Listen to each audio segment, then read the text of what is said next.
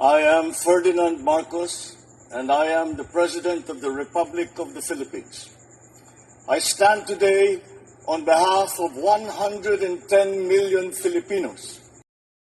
Everyone, hello universe, it's me again. Shout out sa inyo mga kababayan. Ayan, meron tayong good news. Medyo late upload pero kailangan po natin may upload ito. Ayan, kasama po si Speaker Martin. Maganda ito guys ha. O, alam niyo naman si Speaker talagang hinahasaan ni Pangulong Marcos Jr. yan. Of course guys, supposed to be si PBBM. Siyempre, kung mayroon man siyang pinagkatiwalaan na isang tao na mahalaga, walang iba yan kundi si Speaker Martin. Ito guys, tahimik lang yan pero nagtatrabaho ng masinsinan. So dahil dito guys, bago natin pakinggan yan, ito, basahin po natin, okay? Sabi dito guys, bumalik tayo sa tahanan ng pag-asa, ang Philippines Children's Medical Center upang pasinayaan ang groundbreaking ceremony ng Center for Advanced Pediatrics Services. Ay wow, grabe, ang ganda nito guys ha. Oh. Sa paglulunsad ng bagong proyekto ng PCMC, hindi lang ako naroroon bilang speaker ng Kongreso, kundi bilang kakampi sa laban para sa magandang kinabukasan ng bawat batang Pilipino.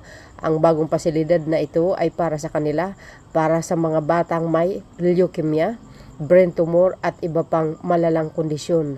Layunin nating magtayo ng isang state-of-the-art multi-specialty center na kayang tugunan ang pinakakomplikadong pangangailangan medikal ng mga bata. O, di ba guys? Sabi sa inyo eh. Tapos sabi ng mga dilis, wala daw nagagawa ang Marcos administration. O, 'di ba? O, saan daw mga project? Ayan eh, oh. 'Di ba? Hindi ba project 'yan? Groundbreaking 'yan ha. Si Speaker ang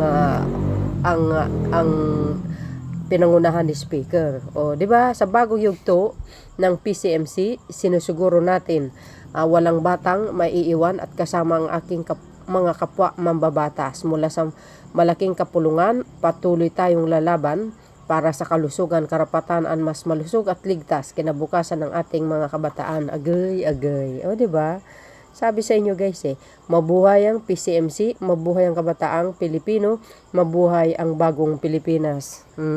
Sana yung mga nakaraang mga admin, ganito ito dapat ang inaatupag nila, hindi yung puro si war on drugs na kikitili ng mga ibang kapwa nating Pilipino na wala namang kasalanan, yung mga inosente.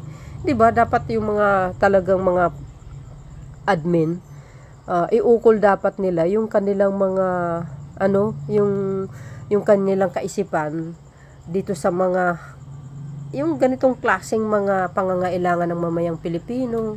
'Di ba guys? Tulad na yan, si Pangulong Marcos Jr. Nakafocus lang siya. Taliwas sa mga pambabati ko sa kanila. Wala eh. Kasi sabi nga niya, kung nakafocus diyan sa mga paninira sa kanya, di wala na siya magagawa. O yan.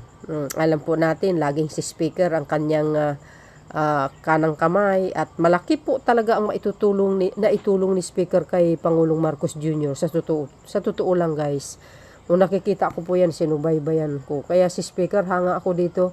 Kung ito man ang susunod na Pangulo ng bansa, walang problema mga kababayan. For sure, nasa likuran siya ni PBBM.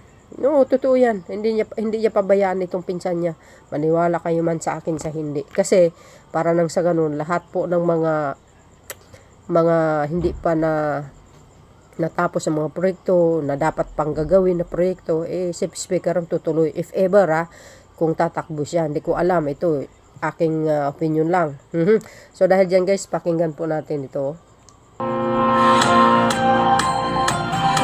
Sa bagong yugto ng PCMC, muli natin ibinabalik ang orinal na layunin na ito.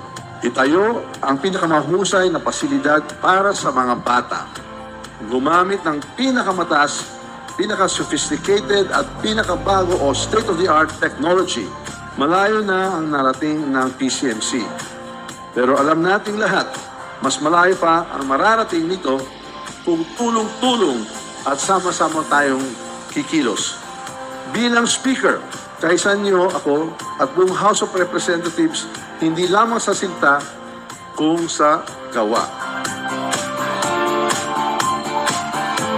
Bilang isang ama, alam ko kung gaano kabigat ang pag-aalala ng isang magulang kapag may sakit ang kanyang anak. Para sa akin, hindi ito basta kwento ng karamdaman. Kwento ito ng paghahanap ng lunas. Kwento ng mga kabataan may leukemia na nangangarap maging guro. Ng mga bata may brain tumor na nangangarap maging arkitekto. Ng mga batang isinilang na may congenital illness pero hindi kailanman isinuko ang kanilang pangarap. At habang may batang lumalaban, mananatili ang suporta ng Kongreso. Walang kapalit, walang kondisyon. Dahil naniniwala tayo, ang kalusugan ng bawat batang Pilipino ay hindi pribilehiyo. Ito'y karapatan. Ito'y dapat sagot ng bayan.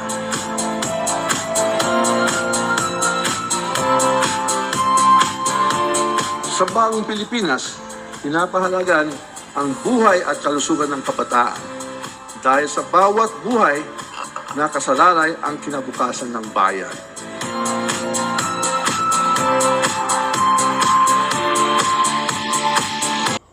O, di ba guys?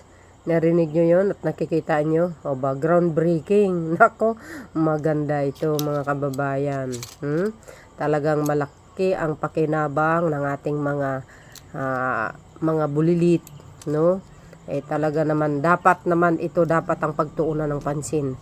Yan naman din talaga guys, ang nakafocus itong magpinsan na ito. Sa totoo lang, no, ang Pangulong Marcos Jr., minsan magugulat na lang tayo, yung project niya, yung mga magagandang programa niya, bigla na lang sumulpot. Kaya ako naman guys, no, para ma-inform ang ating mga kababayan, talagang in-spread ko talaga yan. Nang sa ganun, malaman ng taong bayan na ang Pangulo, ito si Speaker, nagtatrabaho sila, no? Alam po na naman natin, hindi sila pumapatol sa mga isyu na walang katuturan, no? Dahil hindi nakakatulong sa trabaho nila yan, itong magpinsan na ito, talagang kinakawawa talaga sila ng mga kritiko nila, pero wala silang pakialam kasi ito, mga to, hindi sila talaga pumapatol. Sa totoo lang, napaka-professional nila sa nilang mga magpinsan, sa totoo lang. So guys, no, congratulations, at nakakatuwa naman at nakakataba ng puso. At least ang pera ng bayan ay napapunta sa magandang pupuntahan, at bumabalik sa mamamayang Pilipino. Ganyan dapat ang Pangulo, no? Talaga naman binibigyan ng pansin ang mga problema, ng bansang ito. Thank you guys for watching. See you again on my next upload video. Bye bye bye and babush. God bless Philippines.